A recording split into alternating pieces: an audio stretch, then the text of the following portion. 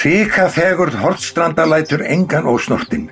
Hér eru villt blóm, ótrúlega mikill gróður, fuglalíf mikið og tófan vappar áhyggjulaus. Sjáið þið. Að ganga á Bjargbrún óviðjafnanlegt. Og kvöldsólin, maður minn. Svona þetta æði oft hér á Hornströndum.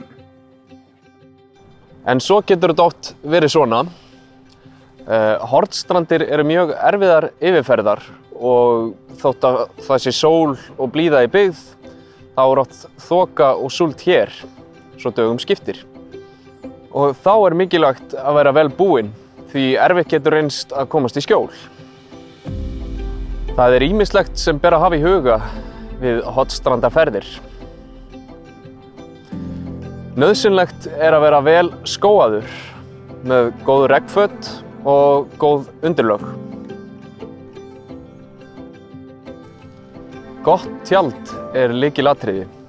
Með lélegt tjald getur Hornstrandaferðin orðið mjög blaut og leiðinleg. Kort, áttaviti og GPS ætti að vera staðalbúnaður allra þeirra sem fara á Hornstrandir. Og líka mikilvægt að kunna nota það. Við viljum biðja gesti að virða og taka tillit til náttúrunnar með því að tjalda alltaf á tjaldsvæðum, ganga alltaf á göngustígum þegar þess kostur og halda öruggri fjarlægð frá grenjum refa. Hornstrandafarar bera fulla ábyrgð á sjálfum sér og öllu því sem taka með inn á svæðið, þar með talið rusli. En allt slíkt skal taka aftur með til byggða.